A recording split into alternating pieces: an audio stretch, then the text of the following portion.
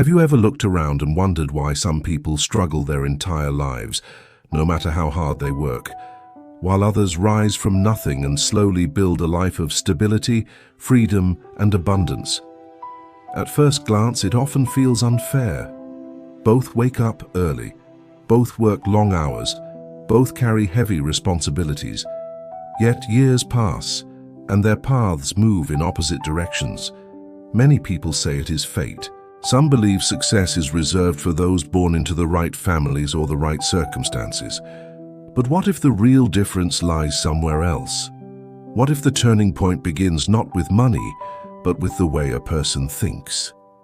This is not a story about overnight riches. It is not about secret shortcuts or sudden miracles. It is a quiet, honest story about how a shift in mindset can slowly change the direction of a life. And if you listen carefully, you may recognize parts of yourself in it. In a small town on the edge of wide fields and narrow roads lived a man named Samuel. Samuel was known as a hard-working man. Neighbors often praised his dedication. He accepted any job offered to him, loading goods, cleaning yards, repairing fences, running errands. From morning until night, Samuel was always busy. Yet, despite all his effort, his life never seemed to move forward. Each month ended the same way.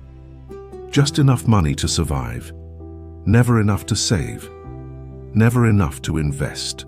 In the evenings, Samuel sat outside his modest home watching others pass by, wondering quietly how life had placed him here and whether it would ever change.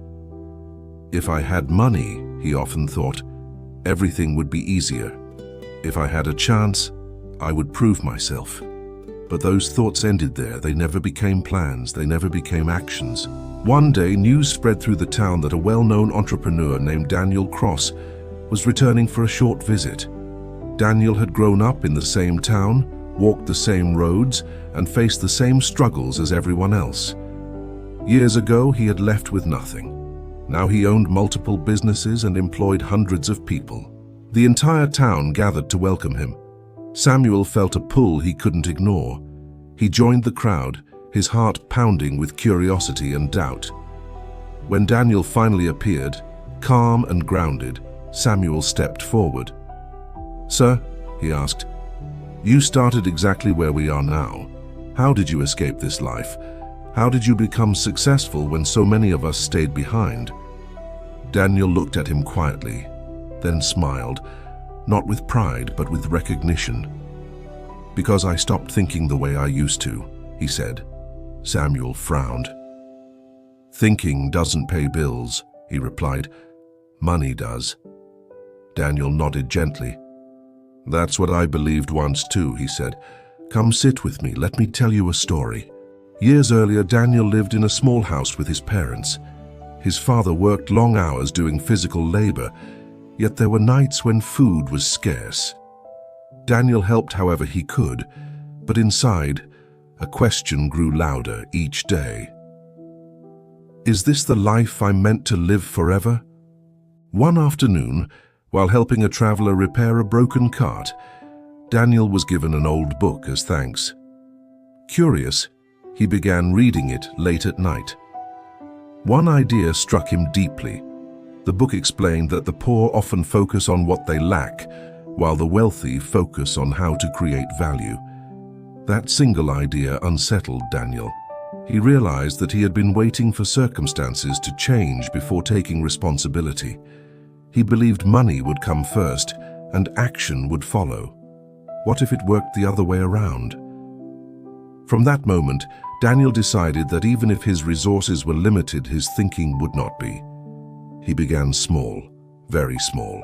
Using a few borrowed tools and a little saved money, he started a roadside stall selling simple food. There were many stalls already, and at first business was slow. Instead of quitting, Daniel asked himself a different question. What problem can I solve? He began treating every customer with genuine care.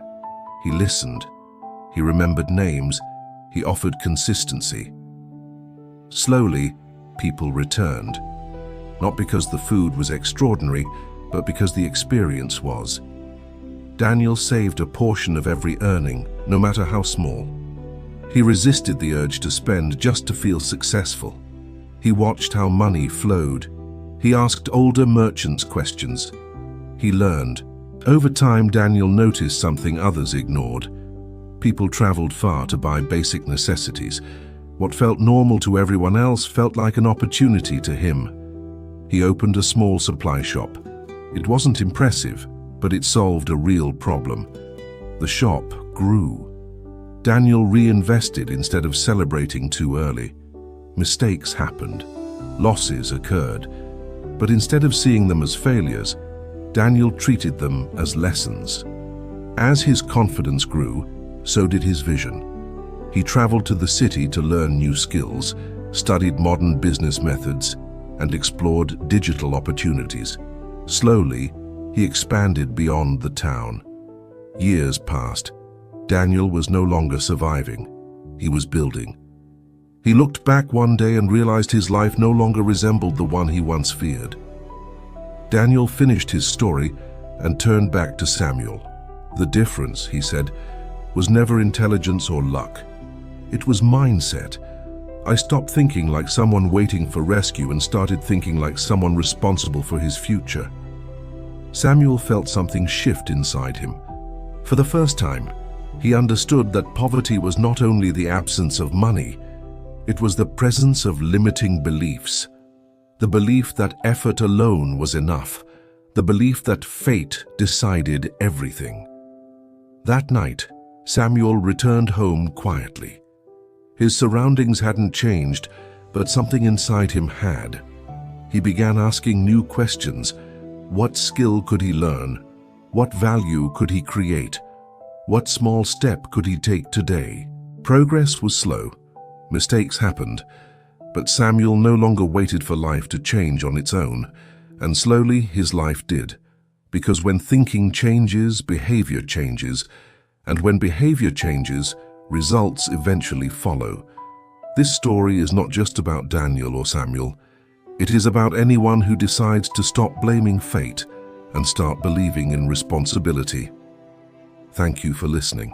If this story inspired you, please like the video, share it with someone who needs to hear it, and subscribe for more inspirational stories and life lessons. Wishing you clarity, courage, and the strength to change your thinking and your future.